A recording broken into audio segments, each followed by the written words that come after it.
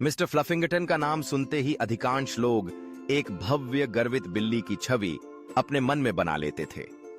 वह न केवल घर के सबसे बड़े और सबसे प्यारे प्राणी थे, बल्कि उन्होंने खुद को उस घर का रूलर भी घोषित कर रखा था जहां वह रहते थे। उनकी रानी जैसी मुद्रा, उनकी भव्यता और उनकी आंखों में छिपा आत्मविश्वास उन्हें अनोखा बनाता था। वे खिड़की की दहलीज पर बैठकर बाहर की दुनिया को देखते हुए अपने साम्राज्य का निरीक्षण करते थे। उनकी उपस्थिति से ही घर में एक अद्भुत शांति का अनुभव होता था। लेकिन इस शांति को एक छोटे से चूहे ने, जिसका नाम रेमी था, भंग कर दिया था। रेमी एक साधारण चूहा नहीं था। वह न केवल तेज और चालाक था, बल्कि अपने आकार के विपरीत वह निडर भी था। वह किसी भी खतरे से बेखौफ होकर अपने इरादों को अंजाम देने में विश्वास रखता था। जब सभी चूहे फ्लफिंगटन की एक झलक पाते ही भाग खड़े होते, वहीं रेमी उनकी आंखों में आंख डालकर मुस्कुराता था। उसकी यह निर्भीकता उसे बाकी चूहों से अलग बनाती थी। एक शाम जब फ्लफिंगटन अपनी आरामदायक बिस्तर में झपकी ले रहे थे, अचानक उनके कानों में रसोई से हल्की सी सरसराहट सुनाई दी। यह आवाज सुनते ही उनकी नींद टूट गई। उन्होंने अपनी आंखें चौड़ी कीं और धीरे धीरे अपनी जगह से उठकर रसोई की ओर बढ़ने लगे। उनके मन में एक ही विचार था, शिकार करना। जब वह रसोई में पहुंचे तो उन्होंने देखा कि रेमी फ्रिज के सामने खड़ा था, हाथ में चीज का एक बड़ा टुकड़ा लिए हुए। फ्लफिंगटन ने गहरी डरावनी मियाऊ निकाली, जो अब तक वैक्यूम क्लीनर और छोटे बच्चों तक को डराकर भगा चुकी थी। लेकिन रेमी पर इसका कोई असर नहीं हुआ। उसने आराम से चीज का एक और टुकड़ा चबाया और फ्लफिंगटन की आंखों में चुनौती भरी मुस्कान के साथ देखा। यह दृश्य फ्लफिंगटन के लिए अपमानजनक था। फ्लफिंगटन ने तुरंत पंजे निकालकर रेमी पर छलांग लगाने की कोशिश की, लेकिन रेमी ने अपने कदमों को इतनी चतुराई से मोड़ लिया कि वह बच निकला।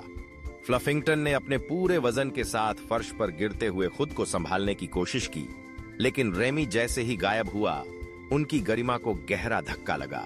इस अपमान का बदला लेने का संकल्प फ्लफिंगटन के मन में बैठ गया। अगले कुछ दिनों तक उन्होंने रसोई के बाहर पहरा दिया। वह अपने इंसानों को नजरअंदाज करते रहे और यहां तक कि अपने पसंदीदा सैल्मन पाटे को भी ठुकरा दिया। यह सब कुछ उनके लिए बेहद गंभीर था। फिर एक रात जब फ्लफिंगटन ने अपनी नींद खोई तो उन्होंने एक भयानक आवाज सुनी, कैट ट्रीट्स के पैकेट की चरमराहट। उनकी आंखें भय और गुस्से से चौड़ी हो गईं। उन्होंने तुरंत रसोई की ओर दौड़ लगाई, यह सोचते हुए कि यह उनका मौका है रेमी की चोरी को रोकने का। लेकिन जब वह वहां पहुंचे तो जो दृश्य उनके सामने था, उसने उन्हें जड़ कर दिया। रेमी वहां खड़ा था, लेकिन अकेला नहीं था। उसके सामने एक विशाल सीवर चूहा था, जो आकार में रेमी से दुगुना बड़ा था। उसकी छोटी लाल आंखें चमक रही थीं और उसकी मुस्कान किसी डरावने विलन जैसी थी। सबसे भयानक बात यह थी कि वह फ्लफिंगटन के कीमती चिकन फ्लेवर्ड ट्रीट्स चुरा रहा था। रेमी ने फ्लफिंगटन की ओर देखा और पहली बार उसकी मुस्कान गायब थी। देखो यार, उसने कहा, मुझे पता है कि हम हमेशा दुश्मन रहे हैं, लेकिन यह चूहा, यह बहुत ही खतरनाक है। मैं चोर हो सकता हूं, लेकिन मेरे भी कुछ उसूल हैं। तो क्या कहते हो? अस्थाई संधि? फ्लफिंगटन ने एक पल के लिए सोचा। फिर उन्होंने अपने खोए हुए ट्रीट्स को देखा, जो अब सीवर चूहे के गंदे से मुंह में जा रहे थे। उनके भीतर आग भड़क उठी। म्याऊं! वह दहाड़े और सीधा युद्ध के मैदान में कूद पड़े। जो हुआ वह इतिहास में दर्ज किया गया। रेमी और फ्लफिंगटन, जो कुछ पल पहले तक दुश्मन थे, अब एक टीम बन चुके थे। उन्होंने पूरे घर में सीवर चूहे को दौड़ा दौड़ा कर मारा। फ्रिज हिलने लगा, मिक्सर नीचे गिर पड़ा और कहीं से एक जुराब हवा में उछली। आखिरकार सीवर चूहा भाग खड़ा हुआ, शर्मिंदा और हमेशा के लिए हार मानकर। फ्लफिंगटन और रेमी रसोई की इस तबाही के बीच थके हुए लेकिन विजयी बैठे थे। ट्रीट्स सुरक्षित थे और पहली बार फ्लफिंगटन ने रेमी की ओर सम्मान से सिर हिलाया। रेमी मुस्कुराया। मुझे पता था बब्बर शेर छुपा है तेरे अंदर। उस रात के बाद सब कुछ बदल गया। फ्लफिंगटन ने रेमी को किचन से बाहर खदेड़ना बंद कर दिया। रेमी ने फ्लफिंगटन का खाना चुराना छोड़ दिया और जब एक नया दुश्मन आया, रोबोट वैक्यूम, तो दोनों ने बिना कहे समझ लिया कि अब वे साथ खड़े हैं, क्योंकि अब वे दुश्मन नहीं थे, वे साथी थे। इस अप्रत्याशित गठबंधन ने न केवल फ्लफिंगटन और रेमी के जीवन में बदलाव लाया, बल्कि घर के अन्य प्राणियों के लिए भी एक नई कहानी लिखी। अब जब भी रसोई में कोई खतरा आता, दोनों एकजुट होकर उसका सामना करते थे।